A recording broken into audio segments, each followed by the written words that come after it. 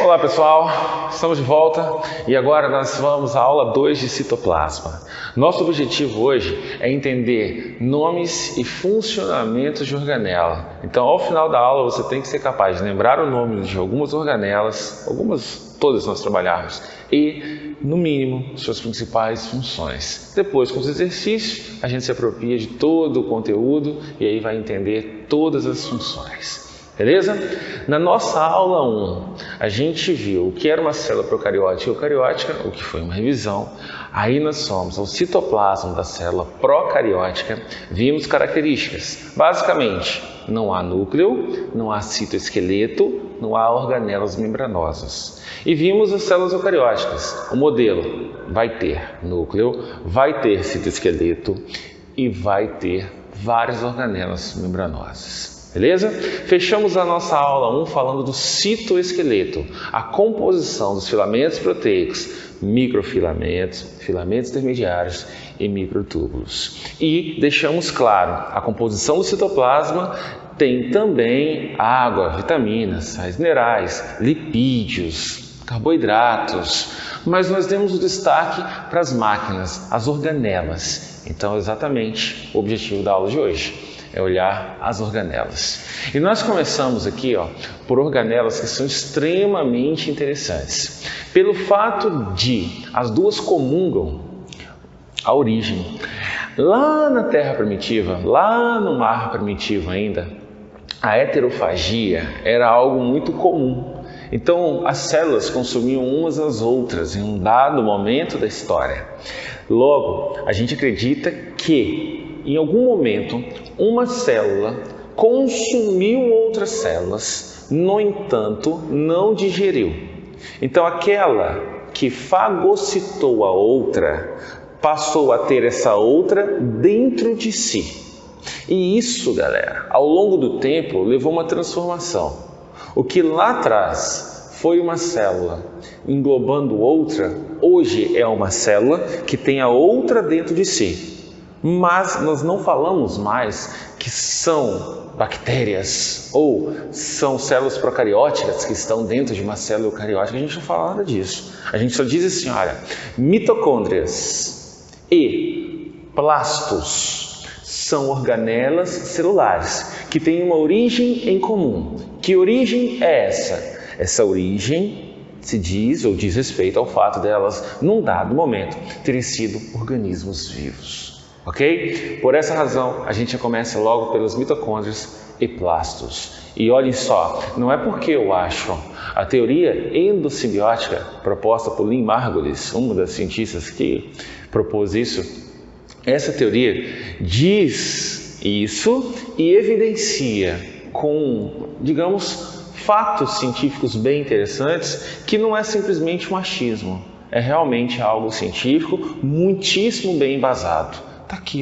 eu já escrevi para vocês, dupla membrana, ribossomos e presença de DNA. Embora eu tenha escrito dentro de mitocôndrias, isso é comum também aos plastos, beleza? Então, chama-se teoria endossimbiótica, beleza? Então, vamos lá. As nossas mitocôndrias, função delas... Função, respiração celular aeróbia. Traduz isso, Charles. Significa produzir ATP na presença de oxigênio. Então, observem só a equação geral vindo aqui de uma hexose. Um carboidrato, vamos pensar que é a glicose. C6H12O6. Na presença de oxigênio, produziu 36 ATPs. Produziu 6 CO2 e liberou 6 moléculas de água. Isso é a equação geral da respiração celular aeróbia. Esse processo depende das mitocôndrias para acontecer. O ciclo de Krebs e a cadeia de transporte de elétrons ocorre dentro das mitocôndrias. Daí a necessidade disso. Ok? Então, olha só, eu posso falar que a função dela é respiração celular aeróbia, ou eu posso falar que a função dela está ligada à síntese de ATP. Beleza?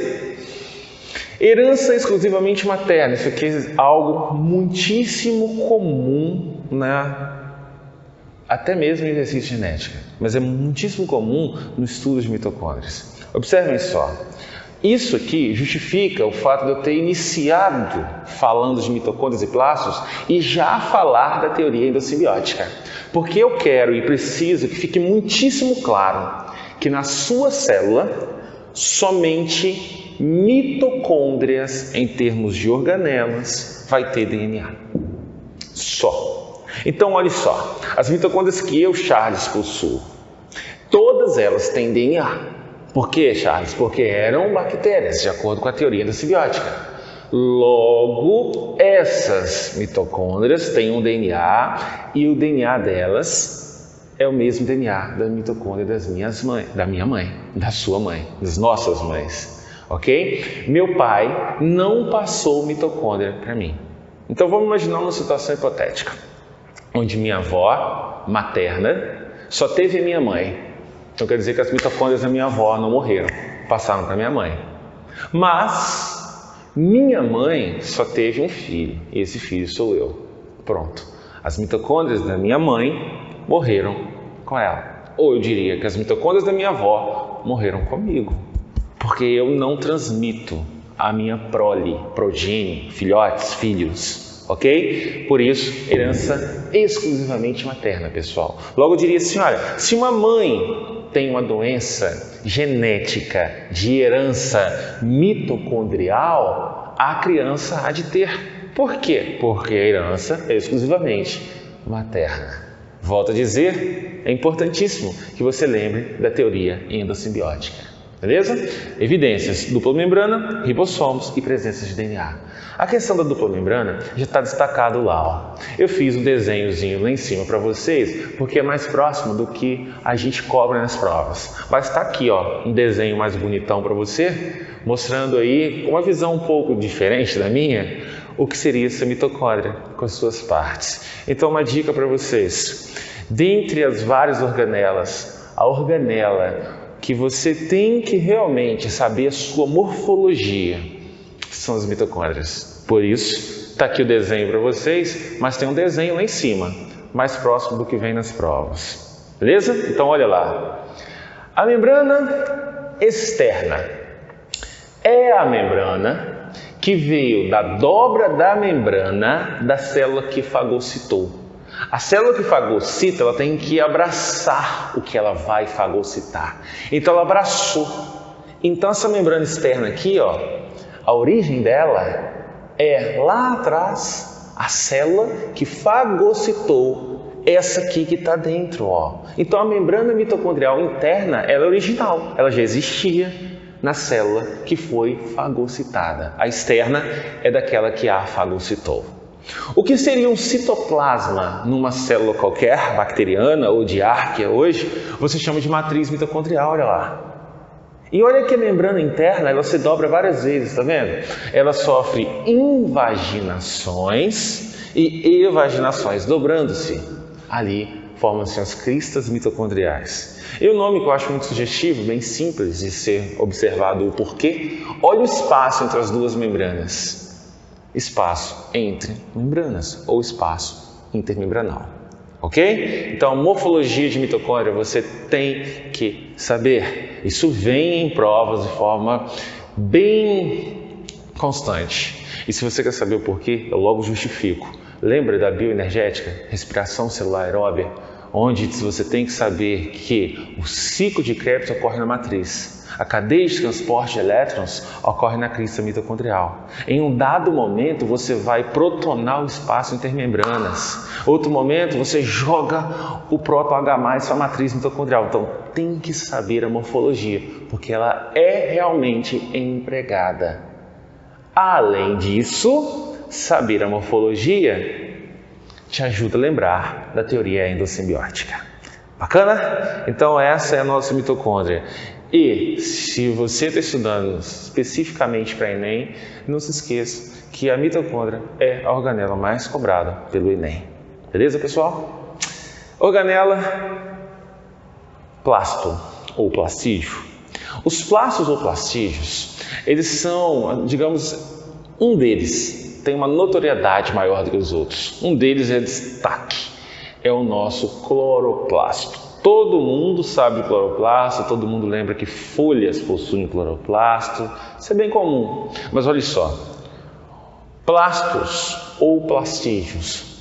Na verdade, o grupo é maior e o cloroplasto, na realidade, é simplesmente um exemplo de plasto ou plastígio. Então, olha o que nós faremos. Os plastos ou plastígios são encontrados em algas e plantas. A origem desse ou dessa organela veio do que hoje você chamaria de cianobactéria. Então, muitas vezes vocês acham ali, falando assim, ó, uma cianobactéria lá atrás, ou seja, uma bactéria autotrófica, foi englobada, fagocitada e não foi digerida. Pronto, virou os plastos. Beleza? Desse modo, há plastos que têm pigmentos e por essa razão esses plastos têm cores. Para que servem esses pigmentos? São pigmentos fotossintéticos. Beleza? Há plastos com pigmentos, tem cor. Tira o pigmento. Há plastos sem pigmento, logo não tem cor. Então, para que serve um plasto que não tem capacidade de receber energia e absorver essa energia da luz? Ele serve agora para armazenar. Então, olha só, os dois grupos, cromoplastos, capta energia luminosa, leucoplastos, armazena. Beleza? Há uma outra coisa bem interessante também. Como a origem deles é incomum, esses plastos, se eles não recebem estímulo da luz, ou se ele receber estímulo da luz, eles podem se transformar uns nos outros, ok? Depende do momento, depende da estimulação dada. Mas vamos lá, pessoal. Os três plastos que têm cor, você já sabe que é devido a pigmento. Cloroplasto, qual o pigmento que dá cor a ele? E qual a cor dele? A cor dele é verde e o pigmento é a clorofila. Show? Eritroplasto, a cor dele é vermelho. E o pigmento? Aí você vai ter aqui, ó, eritrofila, ficoeritrina, licopeno, são pigmentos avermelhados. E olha esse, xantoplasto. Aqui a gente diria que vai do laranja para o amarelo. Nós temos as xantofilas. Show? Então, olha, pigmentos fotossintéticos. Já aqui, olha o nome e lembra, não tem pigmento, por isso são brancos. Função, armazenamento. Agora me diz, armazena o quê? Um plasto que você chama de amiloplasto. O que um plasto que se chama oleoplasto é capaz de armazenar? O que um plasto que se chama proteoplasto é capaz de armazenar? Então, respectivamente, queridos, amido, lipídios e proteínas. Então, essas são as nossas duas primeiras organelas celulares. Eu foquei mais na mitocôndria, porque a mitocôndria vai realmente ser mais utilizada por nós. Beleza? Então, são os dois primeiros. Agora nós vamos para o retículo endoplasmático e para o complexo de Golgi. Então, volta aí. Vamos lá? Então, vamos continuando, galera. Agora nós vamos ao retículo endoplasmático, ao complexo golgiense e aos lisossomos. Existe uma relação, até certo ponto, íntima entre essas três organelas dessa parte da nossa aula. Primeira delas, o retículo endoplasmático. Você pode fazer uma analogia que funciona muito bem com o retículo endoplasmático sendo ruas em uma cidade. Daí você pensa assim, poxa, a rua, ela permite o fluxo de pessoas, de carro, de mercadorias. O fluxo de substâncias dentro de uma célula se dá também dentro desse conjunto de túbulos longos, bem longos, que às vezes começam desde a membrana nuclear até a membrana celular. Então, por essa razão, uma das funções do, olha só, retículo endoplasmático seria transporte de substâncias. Mas não só essa. Ao longo do tempo que uma substância está sendo transportada dentro dela, pode ser também que você considere que essa substância esteja armazenada dentro do retículo. Assim como você pode imaginar que, ao longo do tempo que a substância está sendo transportada dentro do retículo endoplasmático, ela está armazenada, mas estão ocorrendo reações químicas que fazem com que essa substância mude. Daí você pode dar diferentes conotações a esse sentido e falar, por exemplo, que o retículo endoplasmático realizou a função de síntese, que sem sombra de dúvidas é o maior destaque. E esse destaque, às vezes, causa uma certa confusão teórica, mas olha como é fácil desconstruir. Olha, o tópico C é retículo endoplasmático. C.1 e C.2. Por que isso, Charles? Eu quero que fique claro para vocês. Olha essa figura que vai surgir agora. Olha aí. Você está vendo a diferença morfológica?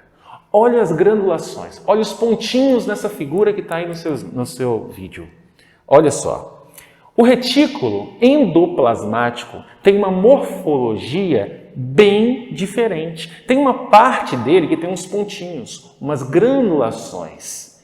Quando houver granulações, trata-se do retículo endoplasmático rugoso ou retículo endoplasmático granuloso. E o que são esses pontinhos, Charles? Esses pontinhos aí, meus amigos, são ribossomos. Ribossomos.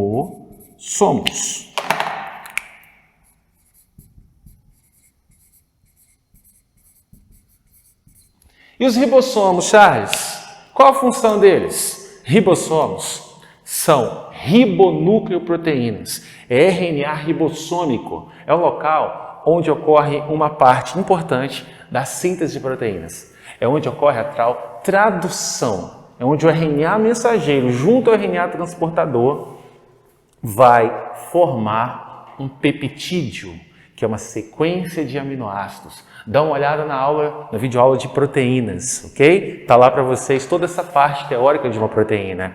O ribossomo é o local. Usual as pessoas falarem assim, ribossomo faz síntese proteica. Está errado. Ele participa da síntese de proteínas. Literalmente é o local onde ocorre a tradução. Beleza? Logo, olha o que eu digo. Retículo endoplasmático rugoso, local onde ocorre síntese de proteínas. E as proteínas que forem feitas no retículo endoplasmático rugoso são proteínas que irão para fora da célula. Daí a gente fala assim, olha, se a proteína for feita no retículo endoplasmático rugoso, essa proteína vai ser exportada ou secretada. Então a gente diz que exportação de proteínas é a função principal do nosso retículo endoplasmático rugoso. Ok? E o ribossomo, Charles, olha só. Você tem ribossomos livres no citoplasma de uma célula. Se o ribossomo estiver livre no citoplasma de uma célula, ele continua a desempenhar a mesma função, que é participar da síntese de proteínas. Mas, estando ele livre no citoplasma, a proteína que ele ajudar na síntese vai ficar na própria célula.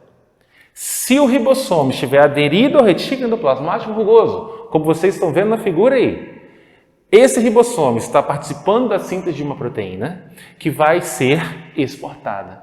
Mas a gente omite, a gente não fala que é o ribossomo, a gente, digamos, padronizou dizer que é o próprio retículo quem está fazendo.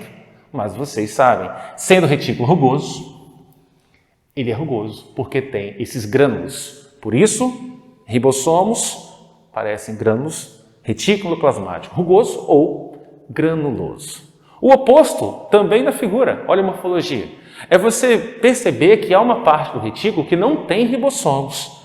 Se não há ribossomos, você diz assim, ó, retículo endoplasmático liso, ou não tem granulações. Retículo endoplasmático aglanular. Agranular quer dizer sem ribossomos.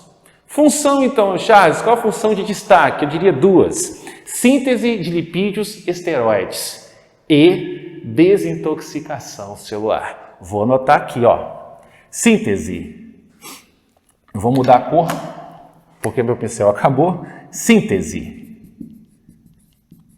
de lipídios, principalmente esteroides, e desintoxicação da célula. Desintoxicação celular, se nós preferirmos falar assim. Então, aí as duas funções de destaque. A segunda função, meus amigos, a maior parte das substâncias tóxicas que surgem numa célula devido às reações metabólicas dessa célula vão ser desconstruídas, fragmentadas de alguma forma por reações orgânicas lá no retículo endoplasmático liso. Por isso, se atrela a ele o papel de desintoxicar a célula. Então, aqui está a nossa primeira organela dessa aula, ok? Agora nós vamos para lá, ó, complexo Golgiense. O complexo Golgiense, eu diria para vocês assim, ó, eu acho muito saudável a analogia com uma fábrica e as organelas sendo máquinas, ok? Então, a célula é a fábrica, as organelas são as máquinas. Que máquina seria essa aqui? Essa seria a máquina do acabamento. Mas é uma máquina que participa do acabamento de tudo que é produzido dentro dessa fábrica. Então, o complexo de Golgi está ligado ao processamento mais refinado, a promover uma reação química, a transformar coisas, a sempre participar do que for produzido. Mas quando? Sempre lá no final da linha de montagem. Portanto, é um cara extremamente importante, ou, diria, uma máquina muitíssimo importante, com funções das mais variadas possíveis. Vou passar para cá, olha essa figura aí. Você está literalmente observando, materializando o que está escrito. O que é o complexo de Golgi, complexo golgiense? Um monte de membranas assim, ó, na forma de sáculos, sobrepostas. A substância, ela entra dentro dessas membranas. E lá dentro há reações químicas que transformam essas substâncias que estão dentro da membrana. Beleza? Daí a gente fala o seguinte, olha. Complexo Golgiense, conjunto de membranas sobrepostas. Funções, secreção celular, armazenamento e origina o acrosoma. Dentre essas três funções, a função de secreção celular é a que mais aparece nas provas, é a que mais aparece nas questões, é aquela que a gente mais coloca também em textos. Então, por isso, dá uma olhadinha nessa célula que está aparecendo aí. Essa é a famosa célula caliciforme. Primeiro, forma de cálice. Onde eu encontro? Traqueia. É uma célula que produz mucopolissacarídeos. Se ela produz, pessoal, ela tem que jogar para fora essa secreção. Essa secreção vai te ajudar a manter úmida a sua traqueia, te ajudar a pegar substâncias sólidas, partículas sólidas que você inalar, por exemplo. Agora, esse não é o viés que eu quero nesse momento. Eu quero que você observe as vesículas de secreção que tem nessa célula. Olha aí o complexo golgiense dela. Por quê? Porque é uma célula que tem a função clássica e claríssima de executar secreção de substâncias. Ela produz e secreta mucopolissacarídeo.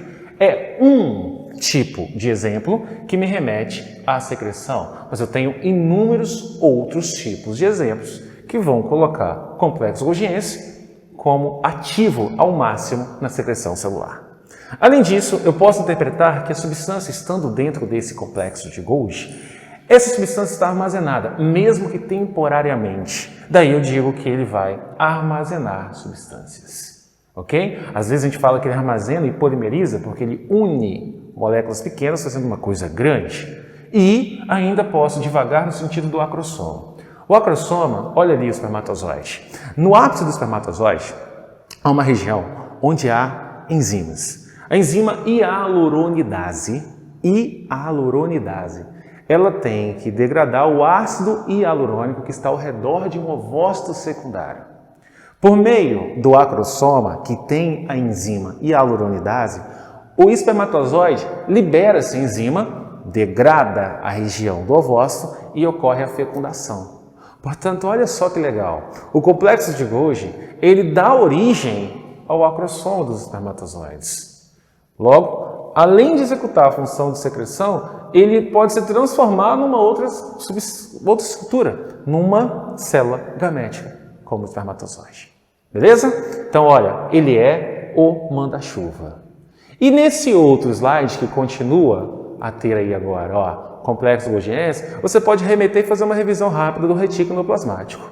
E eu vou agora mentalizar com você uma questão do Enem, ó. Eu vou jogar para você o item que o Enem pediu. Pensa agora que uma célula tenha que produzir uma proteína e secretar a proteína. Qual a primeira organela? De onde sai isso? Sai do retículo endoplasmático rugoso, como vocês estão vendo. Agora, a célula tem que jogar a organela para fora, não é, Charles? É isso mesmo que eu disse, tem que colocar para fora. Está pronta? Saindo do retículo endoplasmático rugoso, já está pronta? Não, por isso que ela vai ter de entrar no complexo Golgiense. Daí, quando ela sair, ela sai empacotada em vesículas de secreção.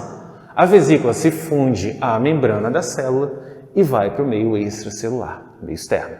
Mas e se eu mudasse agora? Eu dissesse assim, olha, começou a ser produzido no retículo endoplasmático rugoso, mesmo início, anterior. Foi para o complexo Golgiense, mesma coisa do anterior, Charles. Mas agora eu mudo. Não saiu, ficou dentro da célula. Ficou dentro da célula, está dentro de uma...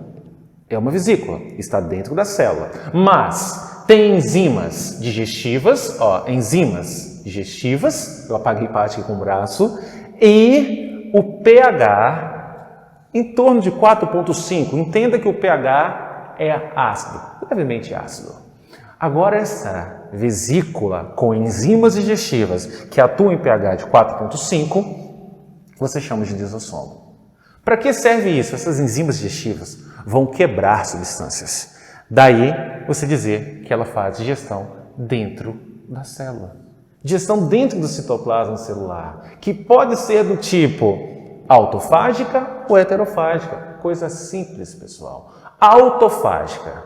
Imagine que a célula, nesse slide aí, olha só, a célula agora vai pegar coisas que são dela mesma, como organelas, por exemplo, e falar assim, pô, já está velho, não está funcionando muito bem, não quero. Lisossomo degrada e a célula produz novas. Então, a autofagia é quando a célula digere partes de si mesma, para repor, por exemplo. Ou tem que lembrar de transporte pela membrana agora.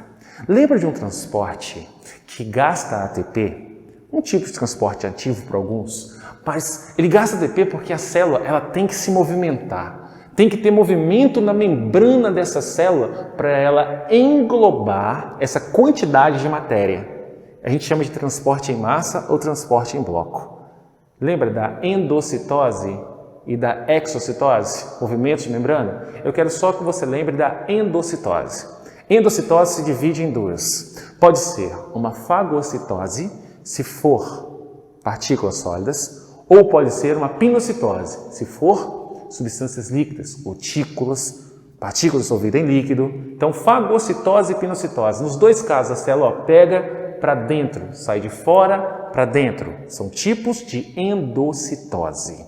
Quando isso acontecer, posterior à célula ter feito a endocitose, a célula vai degradar o que ela capturou anteriormente. Isso se chama heterofagia. E por último, tem o destaque da autólise. A autólise é um processo diferente, é um processo anômalo, vai causar uma inflamação, células leucocitárias, leucócitos, glóbulos brancos vão migrar para ali, então vai ter um processo inflamatório, como eu disse. A autólise se passa com a participação deles. Ela acontece quando o lisossomo, ou vários lisossomos na realidade, eles têm a membrana rompida. E aí, esse conteúdo de enzimas digestivas no pH ácido vão causar alterações que levam a célula à morte. Um bom exemplo disso é você fazer o seu estudo aí por fora da silicose, a doença dos mineiros, inalação de partículas de sílica, dióxido de silício, causa essa alteração chamada silicose, que tem cunho pulmonar e é permanente, uma doença bem séria, que se passa com ruptura da membrana de lisossomos, que leva as células à morte. Ok? Então essa foi a nossa segunda parte, moçada. Vamos à terceira e última parte dessa aula de organelas celulares agora. Vamos lá? Terceira parte, pessoal. Agora nós vamos para os peroxissomos, para os centríolos e para os vacúolos, ok? Os peroxissomos são organelas que, em termos de função, às vezes lembra o que os lisossomos fazem em termos de digestão de substâncias. No entanto, a digestão, a degradação que eles fazem, visa tirar das células substâncias tóxicas. Então a gente fala sobre desintoxicação celular. Não é muito ampla, mas é algo que auxilia a célula. Eles ajudam ao retículo endoplasmático liso, que aliás dá origem a eles, a desintoxicar. Tipo assim, o que entrar de álcool numa célula, 75% o retículo endoplasmático liso vai degradar. Os outros 25% os peroxissomos vão degradar. Então eles estão sempre trabalhando para tirar substâncias tóxicas de dentro da célula. No entanto, observa aqui, ó. Ao promover a degradação com enzimas oxidases que eles possuem, eles acabam também ajudando a criar peróxido de hidrogênio.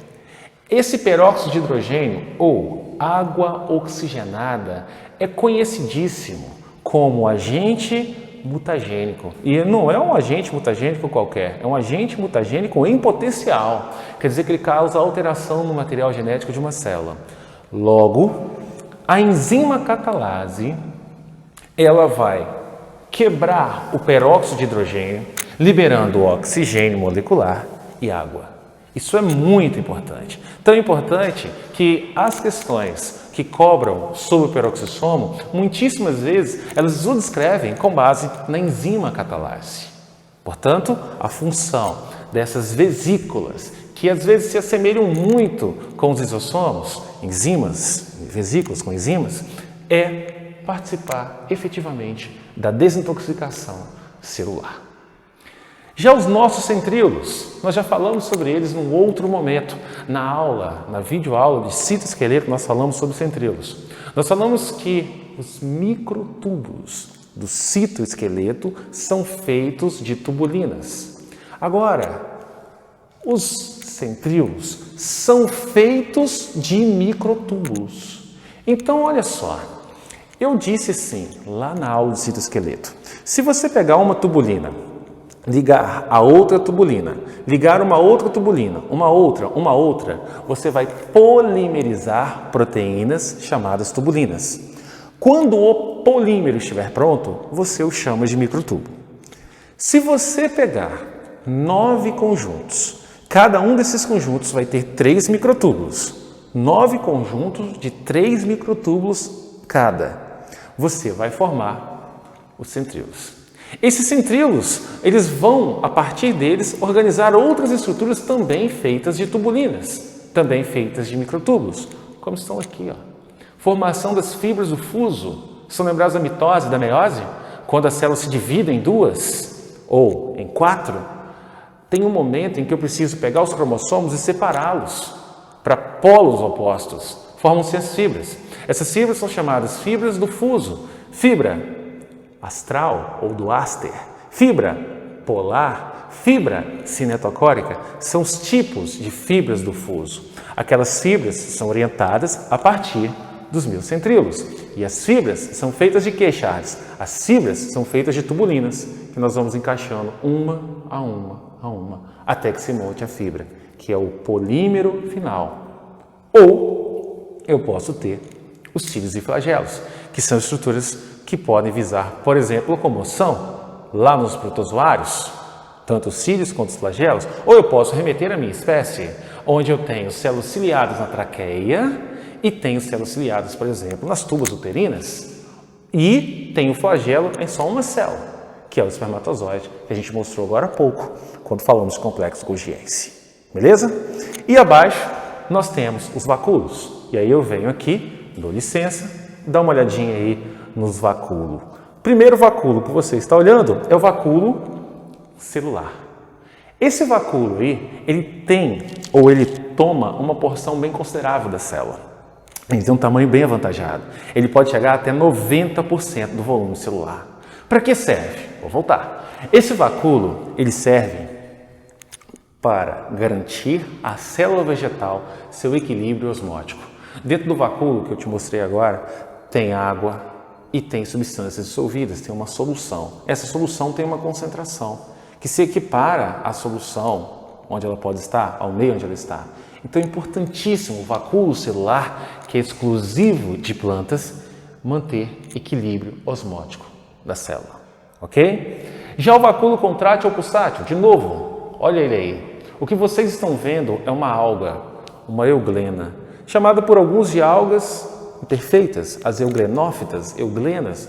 Outros até chegam a considerá-la como protozoários. Nós seremos simplistas. Então a gente vai falar assim, ó, as euglenas e os protozoários de água doce, e euglena também é água doce, elas necessitam do vacúolo contrátil ou pulsátil.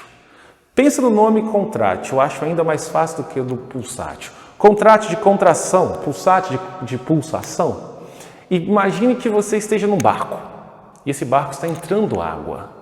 Se essa água entra e não sai, o barco afunda, óbvio. Mas se essa água entra numa vazão de 10 litros por segundo e sai numa vazão de 10 litros por segundo, por mais que a sua navegabilidade seja prejudicada, o barco não afunda. As euglenas, os protozoários de água doce, possuem o vacúolo contrátil ou pulsátil como uma alternativa para evitar a lise. Da mesma forma que eles ganham água por serem hipertônicos em relação ao meio, eles conseguem jogar a água para fora. Em suma, pessoal, garante que a água que penetrou por osmose na célula não cause a lise, ruptura da membrana celular. Ele joga a água para fora. Beleza? E o último deles é bem sugestivo o nome, o vacúolo digestivo. Vou de novo para cá, dá uma olhada aí. O vacúolo digestivo existe quando está ocorrendo digestão na célula. O nome é bem sugestivo.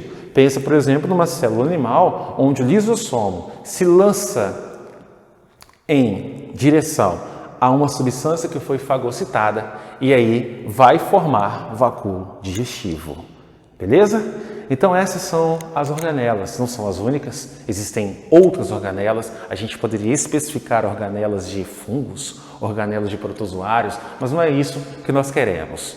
E, para fechar, nós faremos duas questões do Enem para demonstrar o que eles têm cobrado, como eles têm cobrado, o que eu tenho que apreciar sobre essas organelas, qual a habilidade que eles têm exigido de mim. Então vamos lá, galera, vamos à questão número 1. Segundo a teoria evolutiva mais aceita hoje, as mitocôndrias, organelas celulares responsáveis pela produção de ATP em células eucarióticas, assim como os cloroplastos, teriam sido originados de procariotes ancestrais que foram incorporados por células mais complexas. Uma característica da mitocôndria que sustenta essa teoria é a letra A, capacidade de produzir moléculas de ATP. Letra B, presença de parede celular semelhante à de procariotes. Letra C, presença de membranas envolvendo e separando a matriz mitocondrial do citoplasma. Letra D, capacidade de autoduplicação dada por DNA circular próprio, semelhante ao bacteriano. Letra E, presença de um sistema enzimático eficiente às reações químicas do metabolismo aeróbio. Queridos, é fato científico de que mitocôndrias e plastos eram bactérias de vida livre que foram fagocitadas por uma célula lá na Terra primitiva, mas não foram digeridas. Passaram a viver em endossimbiose, ou seja, elas dependem de um outro organismo e o outro organismo depende dela, porque essa endossimbiose é mutualística, positivo para ambos, todo mundo ganha. Ele quer saber de você qual é a evidência mais forte para isso. E aí nós vamos à letra D.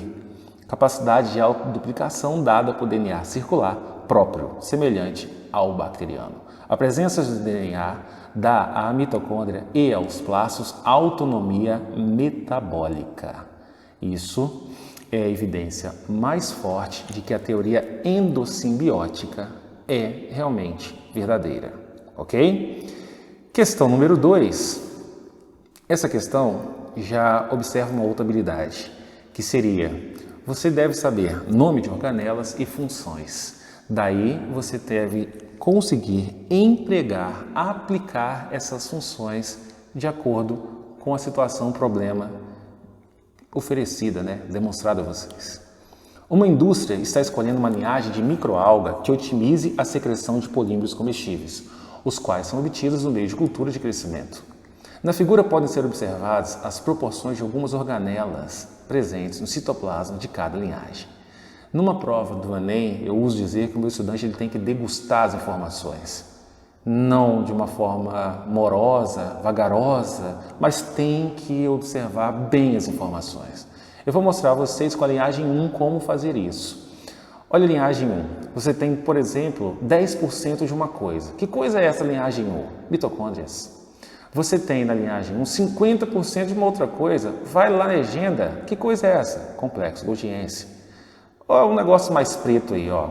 Esse troço é o retículo endoplasmático, segundo a questão. 20%. E o núcleo ocupa 20% também.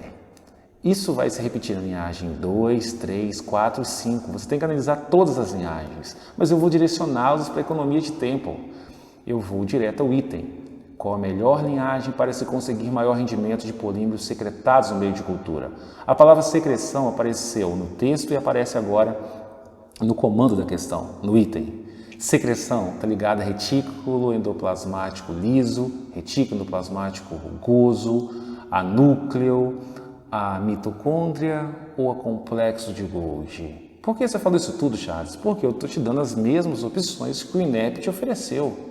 Então, nesse momento, o estudante deve ser capaz de lembrar que a capacidade secretora de uma célula está ligada ao seu complexo golgiense. E quanto mais, maior a sua atividade secretora. Daí eu vou à linhagem 1 e observo que ela tem 50%. A 2, 40%. A 3, 35%. A 4, 20%. E a linhagem 5 tem 15%. A que apresenta maior percentual de complexo golgiense, linhagem 1, letra A. Então, galera, com essas duas questões eu espero ter mostrado a vocês o que tem vindo nas provas. Tanto na prova de PISME cai essas funções, quanto o Enem também cai essas funções. Se você for fazer o ERG, cai essas funções. Vestibulares de medicina caem, Unicamp cai. É sempre pedido nome de organela, função de organela e o emprego dessa organela numa dada função. Portanto, espero tê-los ajudados. Pratiquem bastante, vá lá, pegue lista de exercício e a gente se vê na próxima videoaula. Espero ter sido útil, galera. Até mais. Um abraço.